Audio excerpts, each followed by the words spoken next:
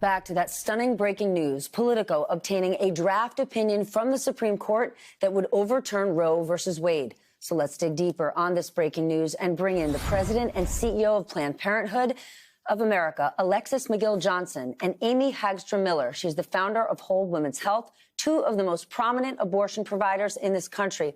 Alexis, again, I want to remind our audience that this is only a draft opinion obtained by Politico. Nothing is set. But at the same time, we have got panicked, scared women across this country. Explain to us, if this draft holds, if it becomes opinion, what will this mean for abortion? Thank you so much, Stephanie. Yes, it is a draft opinion, but it is clearly a roadmap. And I'm so glad that you mentioned the very people who may be choosing to seek access to abortion, who may have appointments tomorrow. They should know that this is still a right, that they should still be able to go to their appointments. As of tonight, abortion is still legal. The court has not formally ruled, and it is important for patients to know that they can still get care. But what it means, right, is that if it is real, what they have provided us is essentially a roadmap to let us know that they have been willing to overturn 49 years of precedent to take away a constitutional right. We've never lost a constitutional right. And even though the writing has been on the wall for decades, it is no less devastating. We are beyond the tipping point now for abortion access, and it is absolutely outrageous. Amy, let's say this is upheld. What do you want women in this country to understand? You know, this opinion does not reflect the majority of people in this country. Millions of people, men and women, Republicans, Democrats, Christians, people of all faith have benefited from access to safe abortion in this country. Abortion is a moral good. It is still available, and it is needed by women and families and people all over the place. And so we have to fight against this kind of ruling. We have to affirm that abortion is part of regular health care. It is essential medicine. We have abortion available for sure in about half the states. And in other states, people are going to see their access decimated. And it is not okay for a country that is supposed to stand for human rights to let this happen on our watch and to force people to travel hundreds and hundreds of miles for a procedure that is safe and normal and should be available in their community. But Amy, even if this doesn't reflect the majority of this country, if in fact this is how the Supreme Court ends up ruling, what will it mean for those seeking abortion? So we've already seen this kind of effect in Texas, unfortunately. Since last September, we've had a ban on abortion beyond 6 weeks in Texas, and the devastation has been tremendous. Thousands of people have been denied access to safe abortion care. Some people have been forced to travel to other places in the country, other states where abortion is available. Many people have been forced to carry pregnancies against their will that they don't feel ready for or prepared for. Other people have taken matters into their own hands and are self-sourcing abortions and managing their own abortions on their own terms. And this is what we're going to see, because bans like this don't change the need for abortion. They don't help people prevent unplanned pregnancy. They simply block people from accessing care with trained professionals who are compassionate and kind. And they force people outside the mainstream, and they force people to travel. And it's devastating. Managing abortions on their own terms is about the nicest way you could phrase something truly horrific. Alexis, I know you have a lot of experience with this. What are you seeing happen at Planned Parenthood right now? Look, I mean, Amy's exactly right. I mean, people are managing their abortions and they're being criminalized for it, right? They are being surveilled because we don't just have SB 8 in effect with a bounty hunting provision. We also have all of these neighboring states putting in copycat laws in anticipation because they've been emboldened by this court, and clearly for good reason, if this draft opinion is correct.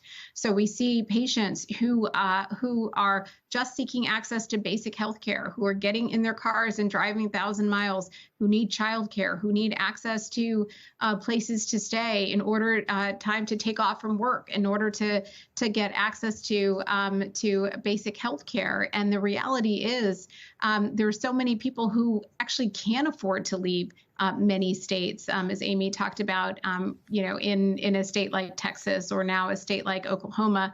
And the reality is, if this is true, if the court has already decided to overturn Roe, we are talking about 26 states that will ban access to abortion. We're talking about 36 million people who could give birth, who would no longer be able to get access to abortion in their states. And that devastation, right? That's half the country, where people will no longer have power over their own bodies, where people will no longer be able to have the right, basic right to self-determination that we have come to expect under this Constitution for 49 years. It is more than devastating. It is absolutely unconscionable that this is the way that this court could possibly go.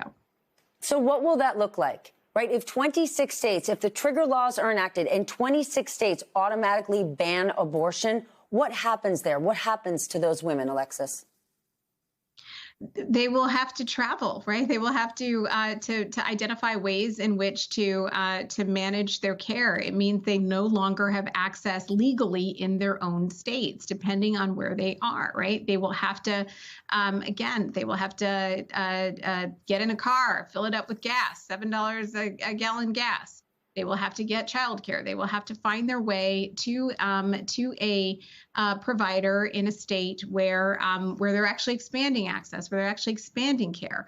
That this is the intent, Stephanie, right? The intent is not just to shame and blame abortion providers and patients. It's also to create a heavy, significant burden, which is significant about the way they are describing this case in this draft opinion, right? They're not just overturning Roe, they're also overturning Casey potentially, which suggests that one shouldn't have an additional burden to travel outside of their state just to access basic health care.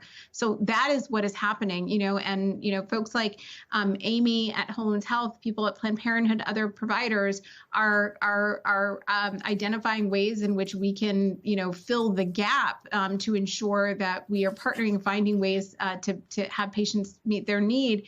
But there's no solution to have 24 states absorb all of the care in all 50 states, and that is insignificant in itself. We're already seeing the surge in so many states right now.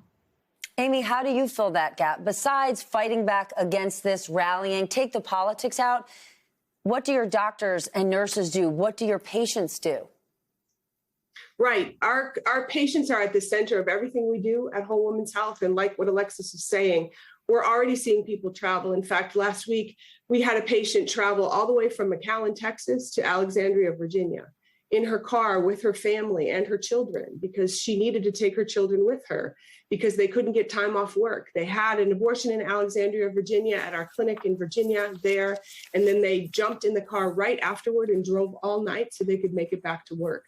This is the kind of impact this ban is having already in Texas, and it's only going to get worse if this decision is indeed written as it's drafted so far. We're seeing people also forced to carry pregnancies against their will because they can't travel. 70% of the people we care for are parenting already. These are folks who are navigating childcare in a pandemic. They're navigating work, multiple jobs. Not everybody can take off work and travel so far. And so what we're seeing is people being disproportionately affected, people who don't have health insurance, women of color, Black and brown women, and young people in communities completely left behind. And this is going to have a devastating effect on maternal mortality, on health outcomes, on physical and emotional well-being of families all across this country. We are doing all we can to see as many people as possible in our Haven State clinics, in the states where Roe is codified or abortion is legal and abortion is safe at the state level. But this map is difficult for even people who are extremely informed to understand. And our patients hear news like this and they're scared. This news does not reflect their reality, and they need to have access to safe abortion. And we're here to see as many people as we can, as long as we can. and also to be a trusted source of information, to get folks to clinics that are good, to get folks to self-managed abortion, and to get folks to medication abortion by mail in states where that's available, so that people can get access to the safe abortion they deserve, no matter where they live. Women are not going to stop getting abortions. They're going to stop getting them safely. And I want our audience to understand that again. A woman, a mother, drove all night from McAllen, Texas, that is at the Texas-Mexico border, to Alexandria, Virginia, to get a safe abortion so she could then get back on the road and drive all the way back there to go to work the next day. That in 2022. Think about that. That is the state of the United States of America right now. Alexis McGill Johnson, Amy Hagstrom Miller, thank you both for joining us this evening.